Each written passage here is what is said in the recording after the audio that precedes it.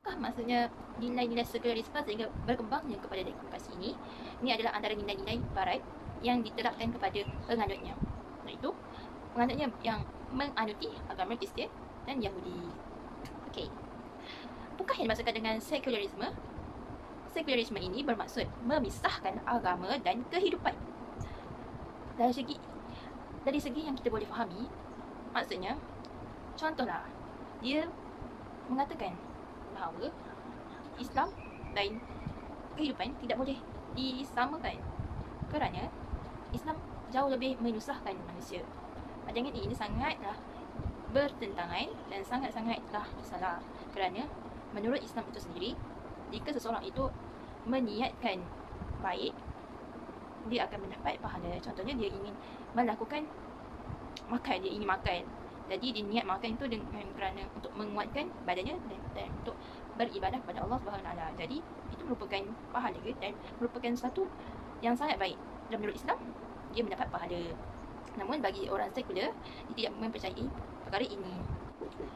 Liberalisme bermaksud fahaman yang bebas. Maksudnya dia menyangka bahawa dia bebas melakukan di dunia ini apa sahaja yang dia mahu lakukan tanpa akan ada orang yang akan menegahnya. Namun benda ini bertentangan dengan Islam kerana Islam adalah agama yang mengikatkan umat-umatnya dengan peraturan-peraturan Allah SWT dan larangan-larangan yang telah ditetapkan Nabi Muhammad SAW. Contoh, liberalisme. Liberalisme dia sangatlah luas sebab berfikiran bebas. Jadi saya memberi contoh. Contoh di Malaysia yang sangat terkenal adalah mengenai LGBT. Siapa tak tahu maksud LGBT tu? LGBT ni bermaksud L, lesbian, G, gay, B, bisexual, T, transgender. Keempat-empat elemen ini sangat memberi kemudaratan kepada manusia kerana ia berlawanan dengan fitrah manusia itu sendiri. Jadi, pada fikiran anda, apakah liberalisme ini sesuai digunakan oleh umat manusia pada hari ini? Jika semua mengambil fikiran liberalisme digunakan dalam kehidupan, maka akan binasalah bumi ini dengan kerosakan-kerosakan yang akan dilakukan oleh manusia itu sendiri. Contoh lain, liberalisme, dia menganggap bahawa dia boleh minum arak sesuka hati. Setelah fahaman liberalisme dipahami ataupun diamalkan oleh orang barat, mereka meningkat kepada satu fahaman yang baru, iaitu rasionalisme. Rasionalisme ini bermaksud fahaman mengikut logik akal. Ini bermaksud setiap perbuatan yang mereka lakukan ataupun mereka menganuti sesuatu perkara itu ataupun mengamalkan sesuatu perkara itu mengikut logik akal. Pada hari ini ramai cendekiawan-cendekiawan yang telah membuktikan fakta-fakta yang betul. Jadi mereka akan menolak 100% Al-Quran dan Al-Hadis sebagai panduan. Jika dibandingkan dengan Islam, Islam mengikat hamba-hambanya dengan panduan akal dan wahyu, iaitu Allah menurunkan wahyu Al-Quran dan Al-Hadis sebagai panduan kita. Jika tiada panduan ini, maka kita akan terumbang-ambing dalam kehidupan. Contohnya, rasionalisme ini mengenai ikhtilat ataupun hubungan lelaki dan perempuan tanpa batasan. Mungkin dari pandangan barat, ikhtilat ini ataupun hubungan lelaki dan perempuan ini boleh dijalankan tanpa ada halangan kerana fitrah manusia itu sendiri suka lelaki dan perempuan. Namun jika difikirkan secara logik akal dan berdasarkan dalil Allah SWT, maka ikhtilat ini diharamkan kepada manusia ataupun umat Islam itu sendiri kerana mempunyai kemudaratannya sendiri. Setelah fahaman rasionalisme, mereka meningkat pada fahaman yang seterusnya, iaitu fahaman humanisme. Apakah humanisme ini? Humanisme ini bermaksud fahaman yang mengenai manusia semata-mata di dunia ini tanpa ada kewujudan Tuhan. Hal ini bertentangan dengan Islam, iaitu konsep manusia mempercayai Allah SWT sebagai Tuhannya. Contoh humanisme, mereka boleh melakukan apa sahaja yang mereka ingin lakukan, seperti minum arak, main judi, pukul orang dan sebagainya, tanpa ada rasa bersalah, tanpa ada rasa hukuman dan bebas melakukannya. Fahaman yang bersamaan dengan humanisme adalah human right. Mereka meningkat kepada human right. Human right menegakkan hak-hak mereka sebagai manusia. Mereka beranggapan bahawa manusia mempunyai hak-hak masing-masing. Namun, mereka tidak mempercayai ataupun tidak mempercayai dan tidak takut kepada balasan yang akan ditimpakan kepada mereka.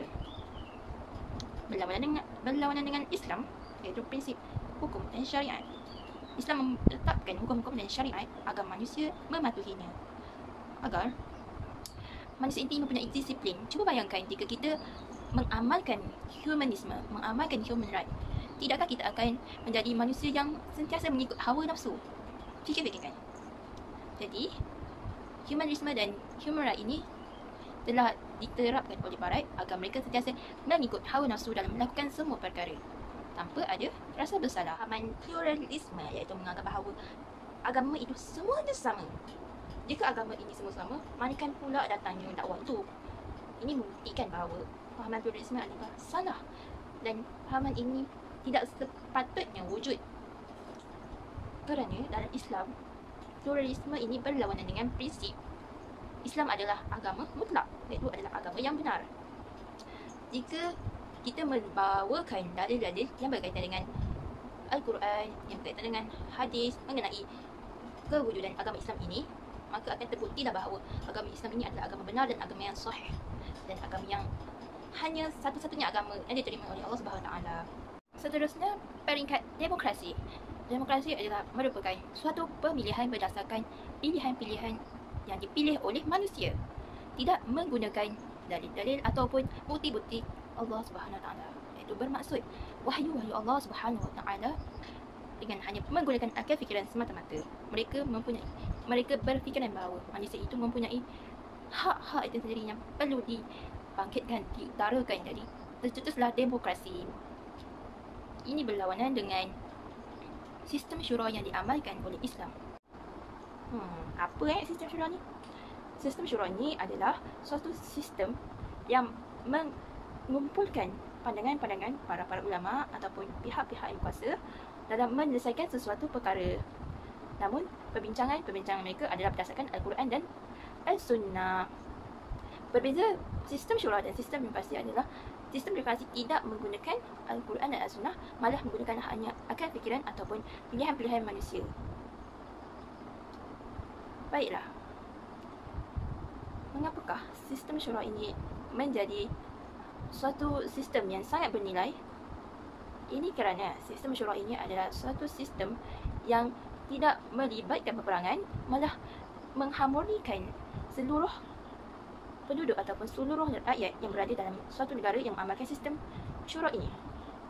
Berbanding dengan sistem demokrasi melibatkan suara-suara rakyat yang akan menyebabkan himpunan-himpunan, maka akan terjadilah bising-bising, kebisingan-kebisingan ataupun suara yang sangat bising di bandar untuk menegakkan hak-hak mereka.